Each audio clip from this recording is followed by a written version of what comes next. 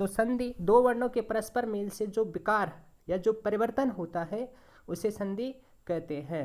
जब दो वर्ण, अब यहाँ स्वर वर्ण हो या व्यंजन वर्ण हो, दोनों में से अगर कोई भी वर्ण आमने सामने आता है, उनके आमने सामने आने से जो परिवर्तन होता है उसे कहते हैं संधि। संधि के तीन भेद होते हैं। पहला होता है स्वर संधि, जिसे हम अच संधि भी कहते हैं, व्यंजन संधि जिसे हल संधि कहा जाता है, और विसर्ग संधि। इनमें से सबसे महत्वपूर्ण जो संधि होती है वो होती है स्वर संधि। तो स्वर संधि किसे कहते हैं? स्वर 11 स्वर होते हैं। तो जब क्या होता है, दो स्वर वर्णों के अत्यंत पास आने के कारण जो विकार होता है उसे स्वर संधि कहते हैं। जब दो स्वर वर्ण आमने सामने आते हैं और उनके आमने सामने आने से जो परिवर्तन होता है उसे कहते हैं स्वर संधि। 11 स्वरों में से दो स्वर जब आमने सामने आते हैं तो कौन सी संधि हो जाती है? स्वर संधि हो जाती है। अब इन स्वर संधि के 5 भेद होते हैं। सबसे पहला होता है दीर्घ संधि, फिर होता है गुण संधि, फिर होता है वृद्धि संधि, फिर होता है यण संधि, और फिर होता है अयादि संधि।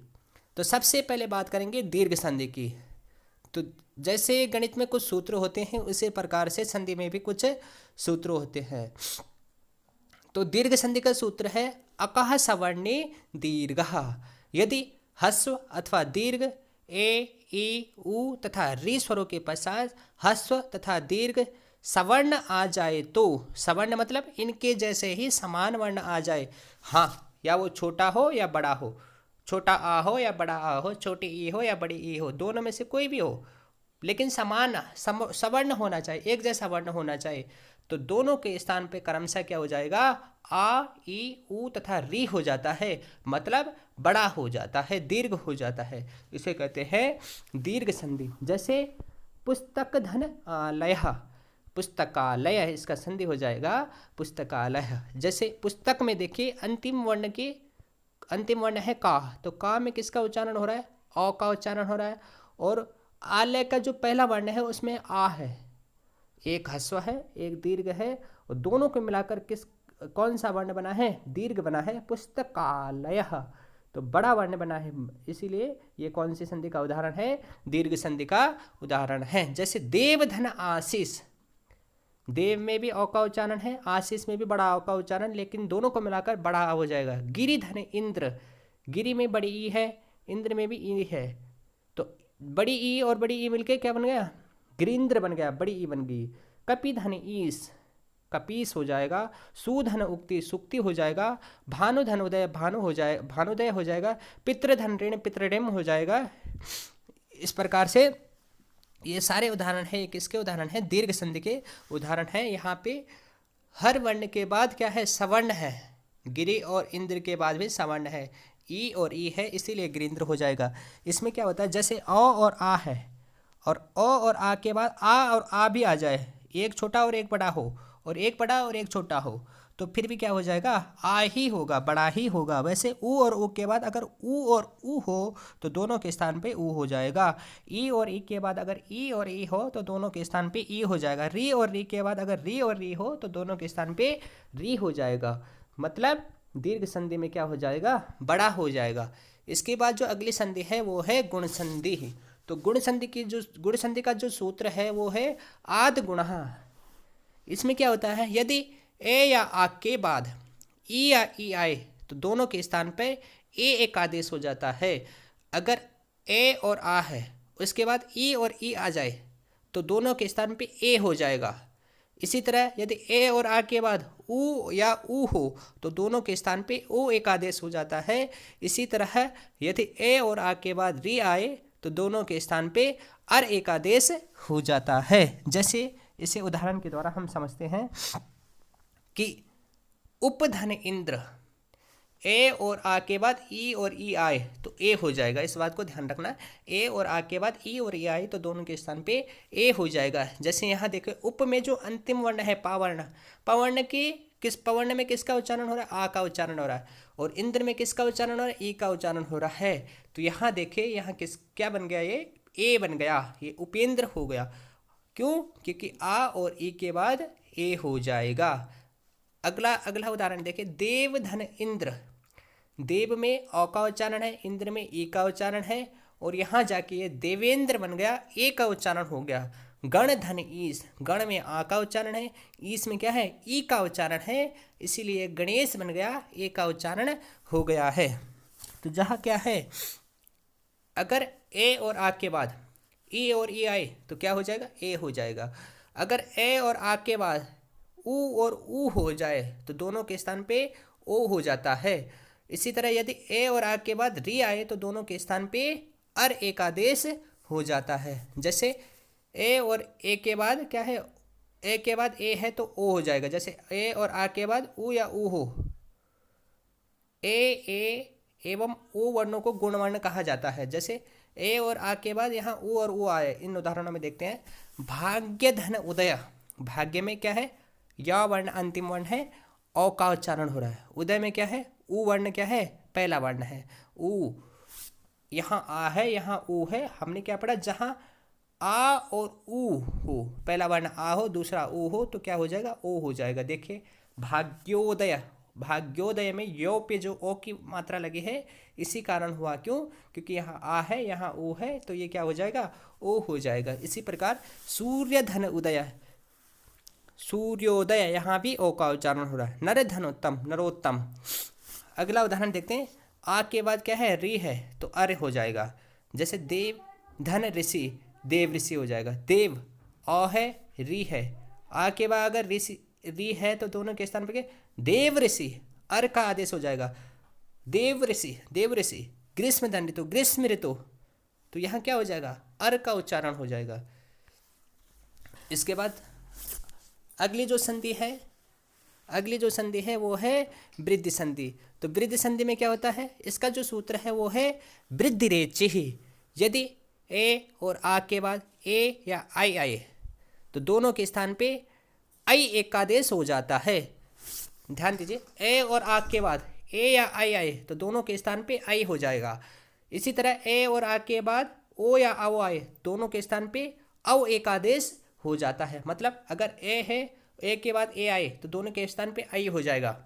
अगर ए है, ए के बाद ओ आए तो दोनों के स्थान पे क्या है, औ हो जाएगा। ह्रस्व या दीर्घ, ए या आई हो तो फिर भी होगा क्या, आई होगा, वृद्धि हो जाएगी। ह्रस्व या दीर्घ, ओ या औ हो, लेकिन होगा क्या, औ होगा, क्योंकि वृद्धि हो रही है। जैसे कुछ उदाहरण देखते हैं। ए और आ के बाद ए या आई आए तो आई हो जाएगा। मम धन एव, यहाँ देखिए आ का उच्चारण है। मम का जो अंतिम वर्ण है मा वर्ण, माओ में ओ का उच्चारण हो रहा है। एव का जो पहला वर्ण है वो ए है, तो ममेव हो जाएगा, ए का उच्चारण हो जाएगा। ये क्या हो जाएगा, वृद्धि हो जाएगी। इसमें क्या हो जाएगा, वृद्धि हो जाएगी। दीर्घ वर्ण हो जाएगा, वृद्धि हो जाएगी, ममेव हो जाएगा। एक धन एकम, यहाँ आ वर्ण है, यहाँ ए वर्ण है, इसलिए एक एकम हो जाएगा। अब हम बात करेंगे, आ आई एवं औ वर्णों को वृद्धि वर्ण कहा जाता है। अब हम बात करेंगे ए और आ के बाद ओ या औ आए तो औ हो जाएगा। जैसे जल धन ओघा, तो जैसे जल का जो अंतिम वर्ण है लौ, लौ में किसका उच्चारण, ओ का उच्चारण है, और यहाँ क्या है, ओ है। अगर आ और ओ है तो क्या हो जाएगा, औ हो जाएगा, जलोघा। मम धन औषधि, ममोषधि। नम धन औषधि, नमोषधि। विद्याधन औचित्यम, विद्योचितम। विद्याधन औचितम, विद्योचितम, ये सारे किसके उदाहरण हैं, ये सारे वृद्धि संधि के उदाहरण हैं, जिसमें क्या हो जाएगा, आव हो जाएगा और आय हो जाएगा। अगला जो संधि है वो है यण संधि। यण संधि का जो सूत्र है वो है इको यणचि। इसमें क्या होता है, इक, इक मतलब ई ऊ री तथा लृ के स्थान पे यण, यण मतलब होता है या वारा ला हो जाता है। जब ई ऊ री तथा लृ के बाद कोई भी असमान स्वर आए, असमान स्वर मतलब इनसे कोई भिन्न स्वर आए, किन से भिन्न, ई ऊ री से भिन्न और लृ से भिन्न कोई भी स्वर आए, इनसे अलग हटके कोई स्वर आ जाए तो ई की जगह क्या हो जाएगा, या हो जाएगा। ऊ की जगह क्या हो जाएगा, वाह हो जाएगा। री की जगह क्या हो जाएगा, रा हो जाएगा। लृ की जगह क्या हो जाएगा, ला हो जाएगा। मतलब ई ऊ री इनके बाद क्या है असमान, इनकी जगह कोई इनके बाद कोई असमान स्वर आ जाए, इनके जगह कोई भिन्न स्वर आ जाए, तो ई की जगह क्या हो जाएगा या हो जाएगा, ऊ की जगह वाह हो जाएगा, री की जगह रा हो जाएगा, री की जगह क्या हो जाएगा ला हो जाएगा। जैसे हम उदाहरण के द्वारा देखते हैं, यदि धन अपि, यदि, यदि में क्या है ई है, अब ऊपर कहा गया ई ऊ री तथा री के अलावा कोई अन्य स्वर आना चाहिए, तो यदि में ई की है और दूसरा अपि में आ है, तो मतलब इन स्वरों से तो भिन्न है ना, ई ऊ री से तो भिन्न है, अलग स्वर है। तो जहाँ भी भिन्न स्वर हो तो यद्यपि में क्या हो जाएगा या का उच्चारण हो जाएगा, यद्यपि या का उच्चारण होगा, क्योंकि ई के बाद अगर आ हो तो क्या हो जाएगा या हो जाएगा। अगला देखिए इति धन आदि, इति यहाँ भी ई का उच्चारण है, यहाँ औ का उच्चारण है, तो यहाँ देखिए या आ गया इसमें, इत्यादि, इत्यादि यौ का उच्चारण हो गया, क्यों ई की बात, ई के बाद क्या है आ है। अति धन आचार, अति धन आचार ई है, यहाँ क्या है आ है, तो ई और आ के बाद अगर क्या है कोई भी भिन्न स्वर है तो भिन्न स्वर है आ, इसीलिए ये क्या हो जाएगा अत्याचार या आ जाएगा। सुधन आगतम स्वागतम, सु में क्या किसके उच्चारण है ऊ का उच्चारण, यहाँ क्या है आ है, अगर ऊ के बाद आ है तो क्या हो जाएगा स्वा, देखिए वाह का उच्चारण हो रहा है ना स्वागतम। अनुधन एष्ण अन्वेषण, वाह का उच्चारण हो रहा है। अगला देखिए लृधन आकृति लाकृति, अर का उच्चारण हो जाएगा, देखिए यहाँ हमने पढ़ा था लिरी के बाद क्या हो जाएगा ला का उच्चारण होगा, अगर लिरी हो तो लिरी के बाद क्या हो जाएगा ला का उच्चारण हो जाएगा। देखिए लिरिधन आकृति, लिरी है और इसके बाद भिन्न स्वर है आ, तो क्या हो जाएगा लाकृति, ला आ जाएगा। तो ये कौन सी संधि है, ये है यण संधि। अगला देखते हैं अयादि संधि, इसका जो सूत्र है एचो अयवायः, एचो अय वायावः, जब ए ऐ ओ तथा औ के बाद कोई भी स्वर आए तो ए को अय हो जाता है, ऐ को आय हो जाता है, ओ को अव हो जाता है, औ को आव हो जाता है। एचो अयावः, जब ए ऐ ओ तथा औ के बाद कोई भी स्वर आए, कोई भी स्वर आए तो ए को क्या हो जाएगा अय हो जाएगा, ए को क्या हो जाएगा अय हो जाएगा, आई को क्या हो जाएगा आय हो जाएगा, ओ को क्या हो जाएगा अव हो जाएगा, तथा औ को क्या हो जाएगा आव आदेश हो जाएगा। ऐदि चतुष्टय के नाम से इसे जाना जाता है। उदाहरण के द्वारा हम समझते हैं, नेधन अनम, नेधन अनम, यह किसका उच्चारण है ए का उच्चारण है, और यहाँ क्या है अनम में किसका उच्चारण है औ का उच्चारण है। तो देखिए क्या है, अगर ए के बाद किसका उच्चारण हो, ए के बाद कोई भी स्वर आ जाए तो ए को क्या हो जाएगा अय हो जाएगा। तो यहाँ देखें न या नम, अय का उच्चारण हो रहा है, सेधन अयनम, सेधन अनम शयनम, एक के बाद स्वर है आ, इसीलिए शयनम हो जाएगा। भोधन अनम भवनम, भानुधन ए भानवे, भानुधन भानुधन ए भानवे, पौधन अकह पावकः, नवधन इकः नाविकः, ये सारे किसके उदाहरण हैं, ये है अयादि संधि के उदाहरण हैं। तो ये हमारी संधि थी, आशा करते हैं आप लोगों को समझ में आया होगा। धन्यवाद।